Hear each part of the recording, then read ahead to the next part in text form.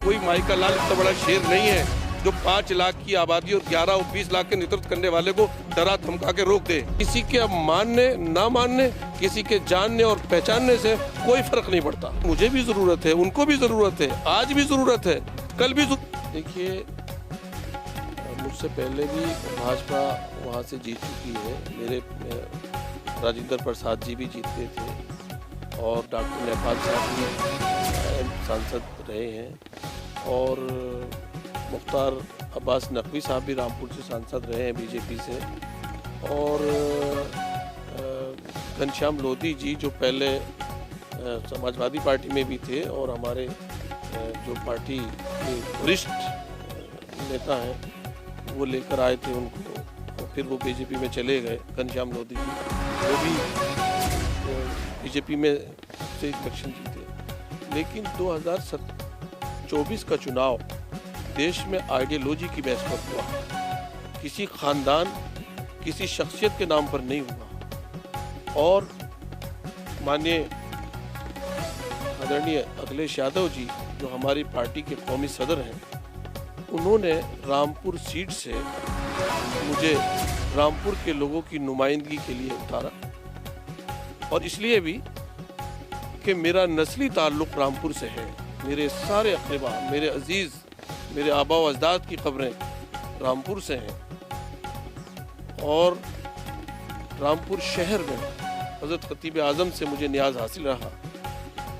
अभी शहर के एक बहुत बड़े मुफ्ती और नाम शहर मुफ्ती आज़म रामपुर का इंतकाल हुआ 100 साल की उम्र में। उनकी ख़ास इनायत रही, मुझ पर हमेशा रही, और इलेक्शन में भी उन्होंने मुझे दुआओं से नवाजा। अल्लाह उनको दर्जात बुलंद फरमाए। एक ऐसे आलम में, एक ऐसे अदवार में हम दौर में हैं जिसमें इस वक्त कॉन्स्टिट्यूशन को बचाने की, इंसानियत को बचाने की ज़रूरत है।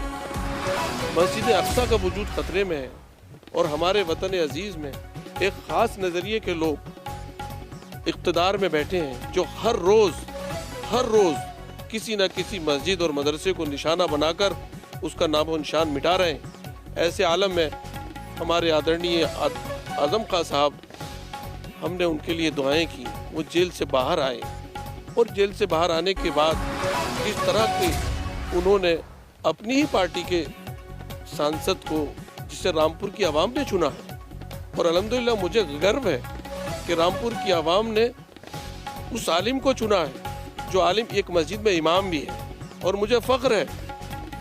और मैं इस पर अल्हम्दुलिल्लाह अल्लाह का शुक्र अदा करता हूँ इस नेमत पर कि उस जगह से जिससे मौलाना आज़ाद ने इलेक्शन लड़ा था, वहाँ से मैं अल्हम्दुलिल्लाह उस आवाम ने मुझे चुनकर भरोसा जिताकर दिया। किसी के अब मानने ना मानने, किसी के जानने और पहचानने से हम उन्हें जानते हैं कि, और उन्होंने बड़ी लंबी खिदमत हमारी पार्टी को दी है, और जो है वो उनके न जानने से कोई फ़र्क नहीं पड़ता। क्यों कि अल्हम्दुलिल्लाह रामपुर की आवाम, रामपुर की जनता मुझे पहचानती है, और अगर ना पहचानती होती मुझे तो 19 दिन में ये तारीख़ का पहला ऐसा चुनाव है कि 19 दिन के अंदर जब लोगों को मालूम हुआ ये फला मस्जिद में रहते हैं और हमारे रामपुर के रहने वाले हैं, तो शहर के लोगों ने भी, देहात के लोगों ने भी, और हिंदू और मुसलमानों ने, सब ने मुझे अपना लीडर माना है, अपने देश की पंचायत में भेजा है। किसी के मानने और ना मानने से दिलों का हाल अल्लाह जानता है, वो मेरे दिल का भी हाल जानता है, उनके दिल का हाल भी जानता है। और मैं सिर्फ कुरान पाक की सूरह हुमज़ा है, वो अगर मैं कुछ किसी के साथ बुरा करूँगा तो वो मेरे ऊपर भी लागू होती है, उनके ऊपर भी लागू होती है। अल्लाह ताला ने साफ कहा है, वैलुल लिकुल्लि हुमज़ा लुमज़ा, बिस्मिल्लाहिर्रहमानिर्रहीम, वैलुल लिकुल्लि हुमज़ा लुमज़ा, बर्बादी हो, वैल हो, हलाकत हो ऐब जोई करने वालों के लिए और ताना देने वालों के लिए। और अल्लाह के रसूल सल्लल्लाहु अलैहि वसल्लम की सीरत में आता है कि अल्लाह के रसूल सल्लल्लाहु अलैहि वसल्लम लान और तान नहीं थे, किसी पर लानत और ताना नहीं देते थे। इसलिए मैं समझता हूँ कि ये चीज़ अच्छी अलामत नहीं है। अगर हमारे अंदर ये कमियां हैं तो उन्हें दूर करने की और इस्लाह करने की और सुधरने की ज़रूरत है। उनको इतनी मोहब्बत हो रही है मुझसे। लेकिन एक बात ज़रूर है कि माननीय अखिलेश यादव जी ने जो इज़्ज़त और सम्मान उनको दिया, ये बहुत काबिल एहतराम जज्बा है अखिलेश यादव जी का। वो रामपुर की आवाम को दिया उन्होंने कि एक रामपुर के वरिष्ठ और सीनियर रामपुर के एक शहरी, एक पार्टी के उनकी पार्टी की भी एक अजीम और शहरी में कहूँगा, मुझे उनकी जो खूबियाँ हैं उसका इतराफ़ करने में कोई मुश्किल नहीं है अल्हम्दुलिल्लाह। तो एक ऐसी जेल की ज़िंदगी गुजार कर वो आ रहे हैं, जाहिर सी बात है अल्लाह ताला किसी को भी उस ज़िंदगी से नासाबका पड़े। और बुजुर्गी के ज़ईफ़ी के इस आलम में मैंने तो जवानी का दौर देखा है जब मैं फुरकानी में पढ़ता था, और मैंने राजदूत गाड़ी चलाते हुए देखा है। मुझे याद है तो वहाँ पर बाजार नसरुल्लाह का है और वहाँ पर तेज़ चलाते हुए मेरे ख्याल दूसरे इलेक्शनों का 86 में इमरान शेख जीत करता था रामपुर में। वो दौर भी देखा है मैंने और उस वक्त के बयानात भी सुने हैं। तो अब उस दौर में इस दौर में बहुत फ़र्क है उनकी उम्र से।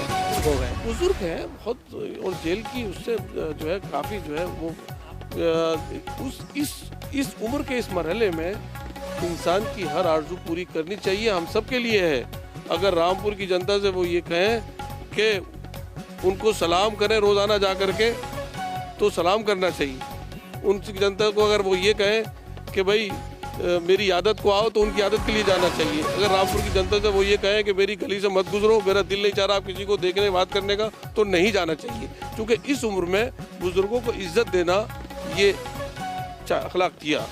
लेकिन हाँ, मैं अब भी कहता हूँ कि सुधार की मुझे भी ज़रूरत है, उनको भी ज़रूरत है, आज भी ज़रूरत है, कल भी ज़रूरत रहेगी।